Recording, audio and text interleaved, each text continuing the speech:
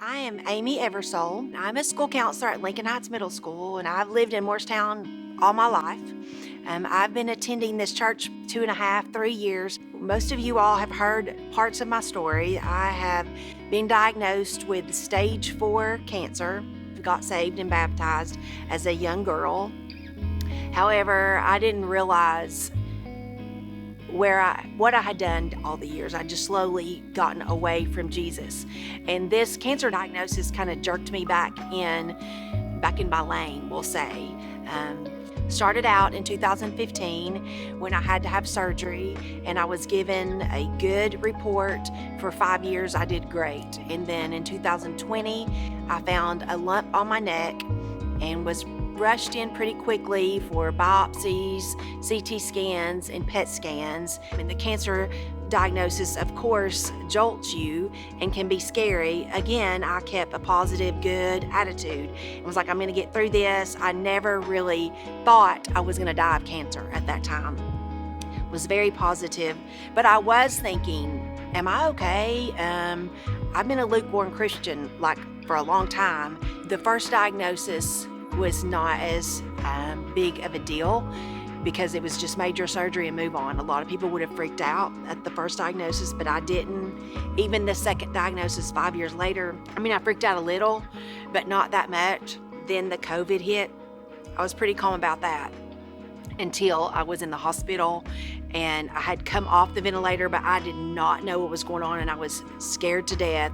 And there were some dark moments in that hospital. There were 3 weeks with no one, and they took my phone away. I couldn't really type anyway, and nobody could hear me because my voice was gone where the ventilator was. So I didn't need my phone. But you talk about being cut off of the outside world. Nobody can come and see me for 3 weeks. People would bring me stuff, but they would just leave it in the front. There were some very, very dark moments. But the last diagnosis that came in January did rock me pretty hard because that's when it was in my bones. And I don't know if y'all realize that, but once you have bone cancer, you don't have much of a chance to live. I'm at an in-service reading it on my patient portal. I didn't pay one bit of attention to that in-service. Sorry, Hamlin County, I didn't. I even aggravated my bosses the whole time. And I'm like, this isn't supposed to happen.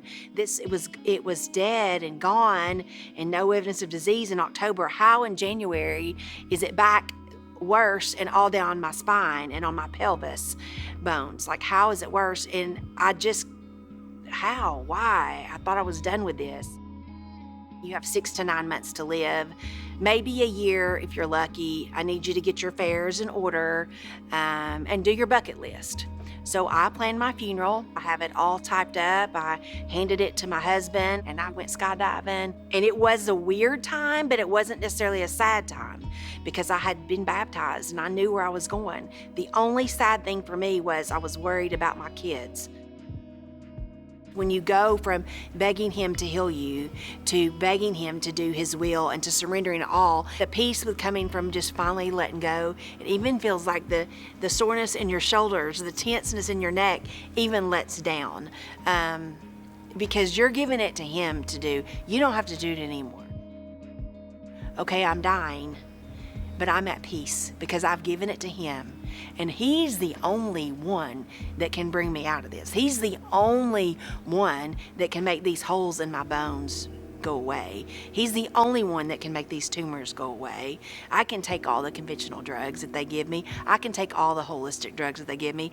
But to get all of this nastiness out of my body, he's the one to do that. And no matter what, he's the ultimate healer. But to feel his peace while he's doing it, I just, it is peace beyond understanding, and I can't explain it. The only way to get it is surrender everything. Don't hold anything back. You have to give it all to him. Okay, so end of June, I don't remember the date, I had a scan. I was feeling better, so I knew things were better. I knew that what the doctor said was a little bit crazy because I was feeling amazing. So I was like, I'm not dying. I'm not dying. And I just kept praying, God's will be done, God's will be done, God's will be done. I was even here on a Sunday night, prayed God's will be done. In the mornings, God will be done.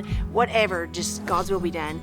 Then my husband and I stand go in for the report, and I already seen on my patient portal, but I didn't know still what all those are big terms, so you have to hear it from the doctor. And I learned the hard way to look at that, but don't get excited until you talk to the doctor. So we go in and he's like, Amy, this is amazing. This is unbelievable. You continue to defy the odds. The cancer in your body is dead. And I don't know that my body didn't absorb it until like 2 days later. It was shocked to hear. It was like 2 days later, I was like, another chance. It was amazing. I can't even put into words how amazing it was. But it did take a couple days for it to like sink in my heart all the way, because I let it go. I let my body go. I let my mind go. But it's all about saying, in my opinion, it's all about saying, your will be done. I'm not asking you to save me anymore. I've begged that for 3 years. I'm asking for your will to be done. And if me being saved and allowed to be on this earth longer is in your will, I am good with that. If it's not, I am good with that too. Everything changes when you live like you're dying.